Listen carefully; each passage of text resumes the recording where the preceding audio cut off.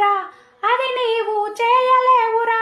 వంటలో నా రుచులు ఏమిటో, అందులో నా వెరైటీలేమిటో.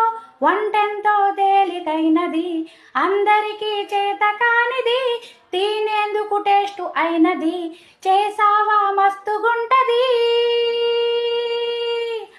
అమ్మమ్మ అలా చెప్పకు, వంట చేయటం నాకు వచ్చులే.